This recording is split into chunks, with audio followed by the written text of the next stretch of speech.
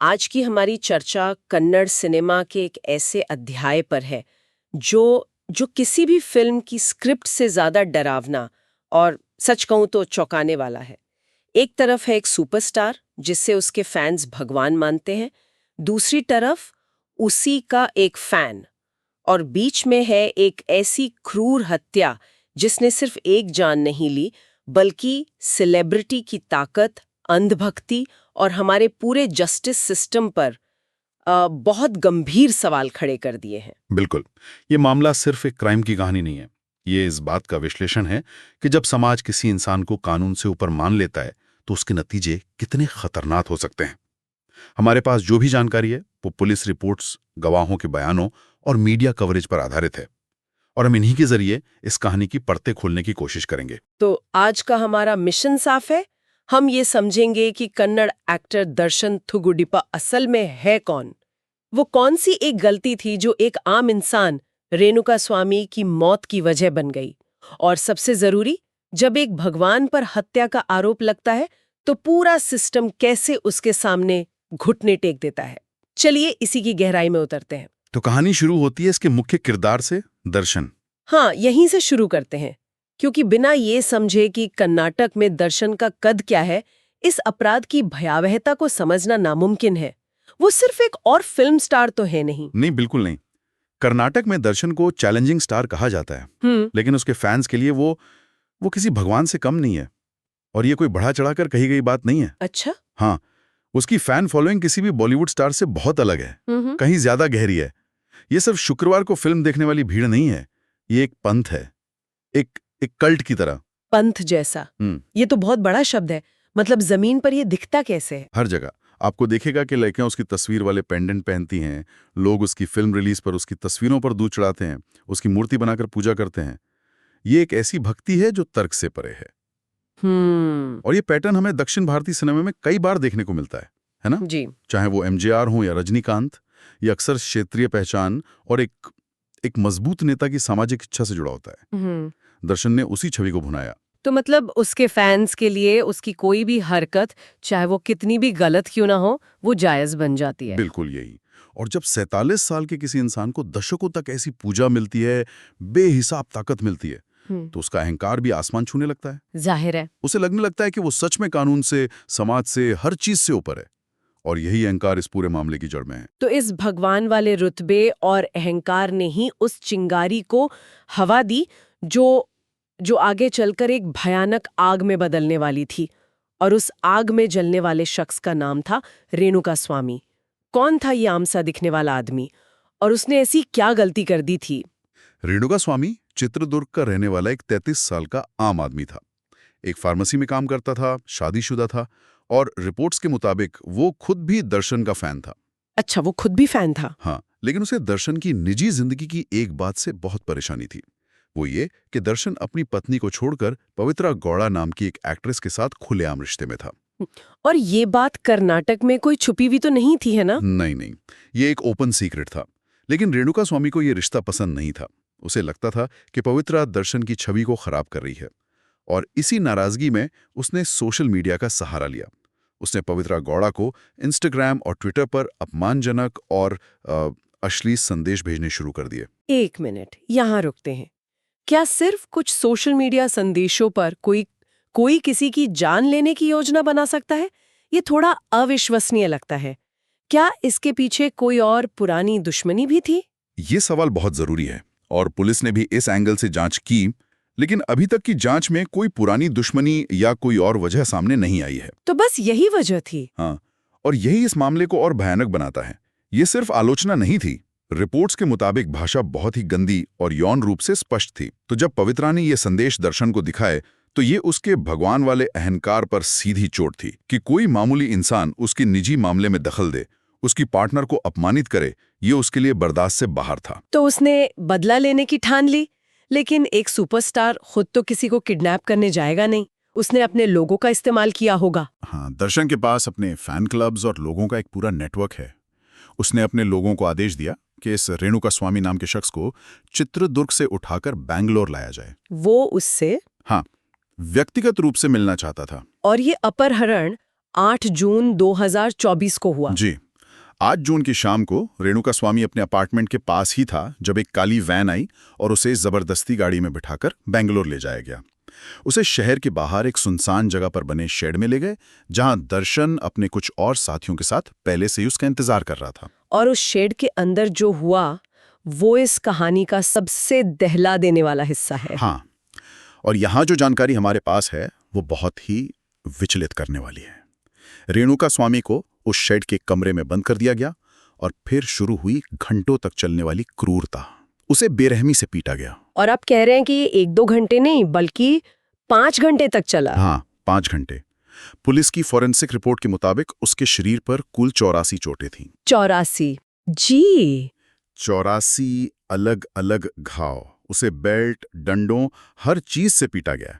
लेकिन सबसे चौंकाने वाली और इस केस को मजबूत बनाने वाली बात यह थी कि दर्शन खुद इस पिटाई में शामिल था। क्या मतलब सुपरस्टार खुद अपने हाथों से ये सब कर रहा था, सिर्फ आदेश नहीं दे रहा था? चश्मदीदों के बयानों और बाद में मिले सबूतों के मुताबिक हाँ, दर्शन ने रेणुका स्वामी को बहुत ताकतवर किक मारे। लगातार 5 घंटे की इस क्रूर पिटाई से रेणुका स्वामी का शरीर जवाब दे गया और उसकी मौत हो गई। मौत के बाद सबूत मिटाने के लिए उसके खून से लथपथ शरीर को एक नाले के पास फेंक दिया गया। उन्हें लगा कि शायद किसी को पता नहीं चलेगा। इतना बड़ा अपराध करने के बाद आखिर ये लोग पकड़े कैसे गए? क्या उन्हें सच में लगा था कि वो बच निकलेंगे? शायद उन्हें अपने स्टारडम और ताकत पर इतना भरोसा था कि उन्हें यही लगा होगा। लेकिन अगले ही दिन 9 जून को एक डिलीवरी बॉय को लाश मिली और उसने पुलिस को खबर दी। शुरुआत में पहचान मुश्किल थी, लेकिन फिंगरप्रिंट से पता चल गया कि मृतक चित्रदुर्ग का रेणुका स्वामी है। और फिर जांच की सुई दर्शन तक कैसे पहुंची? पुलिस ने सबसे पहले रेणुका स्वामी के फोन रिकॉर्ड्स और सोशल मीडिया एक्टिविटी को खंगाला और यहीं से पवित्रा गौड़ा का नाम सामने आया। अच्छा। जब पुलिस ने पवित्रा से पूछताछ की तो कड़ी से कड़ी जुड़ती चली गई और जांच सीधे दर्शन तक पहुंच गई। पुलिस ने जब अपहरण में इस्तेमाल हुई गाड़ी को ट्रैक किया और उस शेड के मालिकों से पूछताछ की तो पूरी तस्वीर शीशे की तरह साफ हो गई। और फिर गिरफ्तारी हुई। लेकिन जैसा कि ऐसे मामलों में होता है, असली ड्रामा तो गिरफ्तारी के बाद शुरू हुआ होगा। बिल्कुल। जैसे ही दर्शन की गिरफ्तारी की खबर फैली, पूरा कर्नाटक जैसे सड़कों पर उतर आया। ये कोई सामान्य विरोध प्रदर्शन नहीं था। लाखों फैंस हंगामा कर रहे थे, पत्थरबाजी हो रही थी और एक नैरेटिव बनाया जाने लगा कि दर्शन को फंसाया जा रहा है, हमारा भगवान ऐसा कर ही नहीं सकता। सबूत एक तरफ और अंधभक्ति दूसरी तरफ। और इसमें राजनीतिक दबाव भी तो आया होगा। जबरदस्त। मुख्यमंत्री से लेकर पुलिस कमिश्नर तक हर किसी पर दर्शन को छोड़ने का या कम से कम केस को कमजोर करने का भारी दबाव बनाया गया। लेकिन शुरुआती जांच में पुलिस ने काफी मजबूती दिखाई और दर्शन समेत 17 लोगों को गिरफ्तार कर लिया गया। उसे 131 दिन जेल में रखा गया। जेल के अंदर क्या हुआ?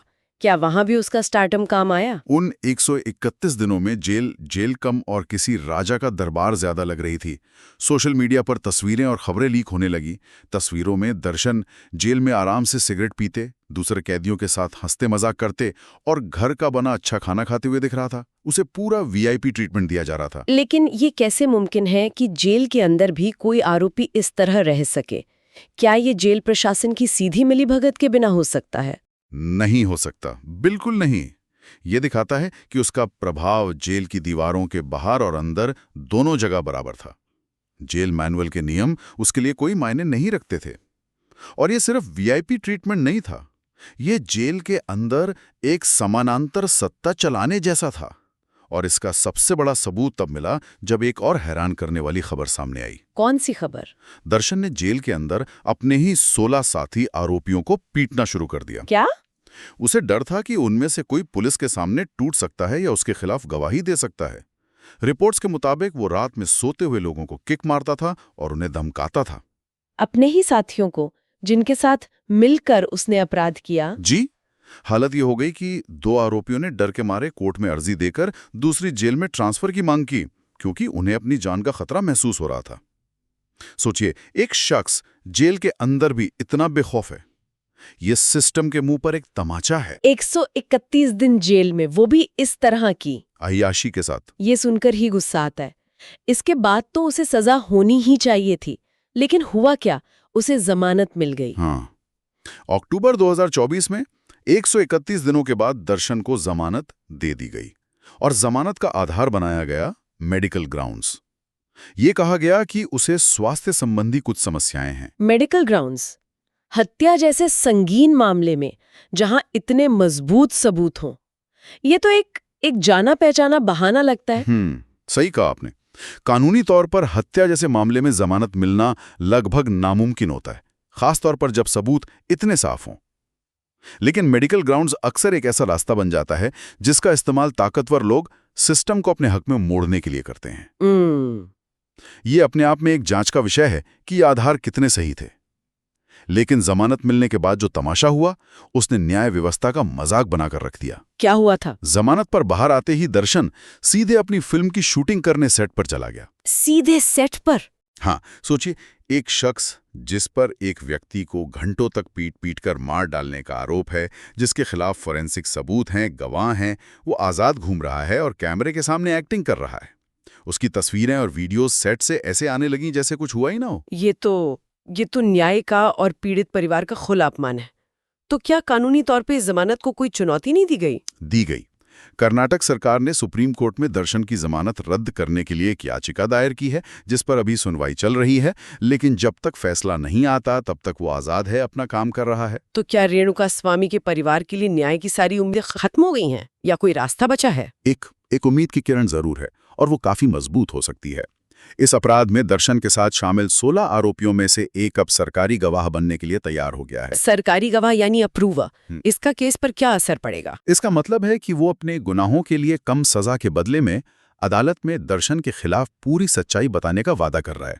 वो बताएगा कि उस रात शेड में क्या हुआ था, किसने आदेश दिया और कौन कौन पिटाई में शामिल था। ऐसे केस में अंदर के आदमी की गवाही अक्सर गेम चेंजर साबित होती है। अच्छा, क्योंकि वो सीधे मुख्य आरोपी को अपराध से जोड़ सकती है। अगर वो कोर्ट में अपने बयान पर कायम रहता है तो ये दर्शन को सजा दिलाने में सबसे मजबूत सबूत होगा। तो ये मामला अब एक बहुत ही अहम मोड़ पर है। बिल्कुल। ये सिर्फ एक हत्या की कहानी नहीं है जैसा हमने शुरू में कहा था। बिल्कुल नहीं। ये इस बात का एक जीता जागता उदाहरण है कि कैसे एक सेलिब्रिटी का दर्जा कानून से ऊपर हो सकता है। कैसे पूरा सिस्टम, पुलिस से लेकर राजनीति तक और शायद न्यायपालिका का एक हिस्सा भी एक ताकतवर शख्स के सामने झुक सकता है। ये केस एक बहुत बड़ा सवाल हमारे समाज के सामने छोड़ जाता है। क्या भारत में कानून सच में सबके लिए बराबर है, या फिर शोहरत, पैसा और ताकत के आगे न्याय भी अपनी आंखों पर पट्टी बांध लेता है? इंतजार कर रहे हैं। उनके लिए ये कोई केस स्टडी नहीं, बल्कि उनकी जिंदगी की सबसे बड़ी त्रासदी है। उम्मीद यही है कि सुप्रीम कोर्ट सही फैसला लेगा और सरकारी गवाह की गवाही से सच सामने आएगा। और जाते जाते एक विचार हमारे सुनने वालों के लिए छोड़ जाते हैं। ये सोचने वाली बात है कि समाज जब किसी इंसान को पूछकर उसे भगवान का दर्जा दे देता है, तो क्या वो अनजाने में उसे कानून तोड़ने का लाइसेंस भी दे देता है? ये मामला सिर्फ दर्शन का नहीं, बल्कि उस सामाजिक मानसिकता का भी है जो ऐसे भगवान बनाती है और फिर उनके किए हर गुनाह पर पर्दा डालने की कोशिश करती है।